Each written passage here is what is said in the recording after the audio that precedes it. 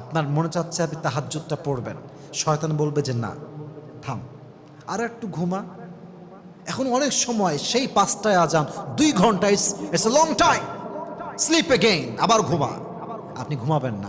আপনার এখন মাথায় চিন্তা আসে তাহাজ্জুদ পড়বো, মানে এখনই পড়বো। কারণ যখন জোশ থাকে তখন নামাজ পড়তে ভালো লাগে, আল্লাহকে ডাকতে ভালো লাগে, জিকির করতে ভালো লাগে, কোরআন তেলাওয়াত করতে ভালো লাগে। অতএব আমার মন চাচ্ছে আমি তাহাজ্জুদ পড়বো, আমি এখনই পড়বো।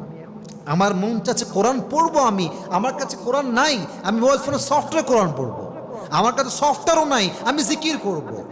আমি জিকির নয়, আমি 4টা সূরা মুখস্থ আছে, 4টা সূরা পড়বো।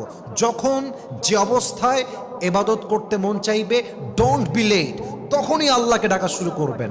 যেই বান্দা যে কোনো মুহূর্তে আল্লাহকে ডাকতে পারে, যখন তার ইবাদত করতে মন চায় তখন সে করতে পারে, লেট করে না। তার প্রত্যেকটা ইবাদতে, নামাজে, রোজায়, জাকাতে, হজে, জিকিরে, কোরআন তেলাওয়াতে, প্রত্যেকটা ইবাদতের মাঝে স্বাদ ঢুকায় দেয় একজন। বলেন সবাই, তিনি কে?